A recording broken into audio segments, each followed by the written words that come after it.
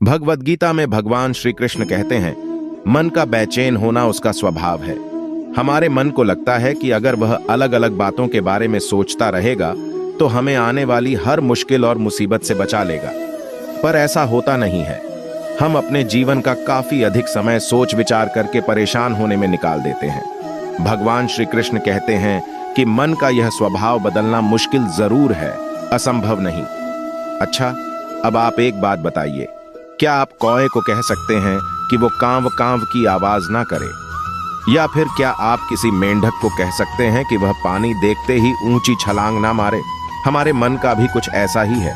जीवन में कुछ भी होता है, अच्छा या बुरा, हमारा मन उस पर कांव कांव कांव करने लगता है। कांव कांव से मेरा मतलब है चिंता करना, व्याकुल होना। कोई बुरी बात होती भी नहीं है और मन परेशानी की ऊंची ऊंची लपटें लेने लगता है। कभी कभी तो मुझे ऐसा लगता है कि हम में से कई लोग सिर्फ परेशान होने के लिए जीते हैं। सारी परेशानी, पीड़ा, दुविधा अक्सर हमारी मन की बनाई हुई कहानियां होती हैं। भगवान श्री कृष्ण हमें हमारे मन को शांत और स्थिर करने के लिए दो उपाय देते हैं। पहला, ध्यान लगाना या मेडिटेट करना। दूसरा, वैराग्य भाव सीखना।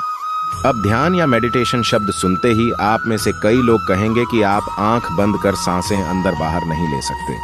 यहाँ हम सब गलती कर बैठते हैं। मेडिटेशन या ध्यान का मतलब सिर्फ आंख बंद कर बैठना नहीं होता।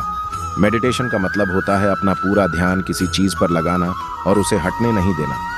अगर आप रोटी बना रहे हैं तो सिर्फ उस बात पर ध्यान दीजिए। अगर आप पिक्चर देख रहे हैं तो अपना पूरा ध्यान पिक्चर पर लगाएं।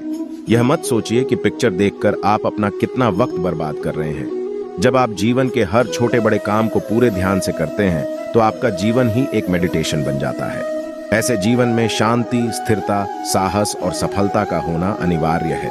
वैराग्य भाव दूसरा उपाय। वैराग्य का अर्थ यह नहीं कि आप सब कुछ छोड़कर जंगल में जाकर बैठ जाएं। वैराग्य का सच्चा अर्थ है कि आप जो काम कर रहे हैं उसका क्या नतीजा या रिजल्ट निकलेगा उसकी चिंता ना करें। जैसे अगर आपने कोई इंटरव्यू दिया, आप यह कर सकते हैं कि पूरे मन से तैयारी करें और अपना बेस्ट देकर आ जाएं। वह नौकरी मिलना या ना मिलना आपके हाथ में नहीं है। इस नतीजे के पीछे अलग अलग चीजें हैं जो आपके बिल्कुल कंट्रोल में नहीं। तो जिस चीज के बारे में आप कुछ कर नहीं सकते उसके बारे में चिंता भी ना करें। यही वैराग्य का सच्चा मतलब होता है। और यही है भगवान श्री कृष्ण का दूसरा उपाय, मन को चिंता की लपटों से बचाने का। याद रखिए, आप पूरे के पूरे इंसान हैं, समझदारी, संयम और कुशलता से भरे इंसान। आपका मन जब भी कौए की तरह अलग अलग बातों पर आपको परेशान करने लगे, तब अपने मन को भी प्यार से समझाइए और शांत कर लीजिए।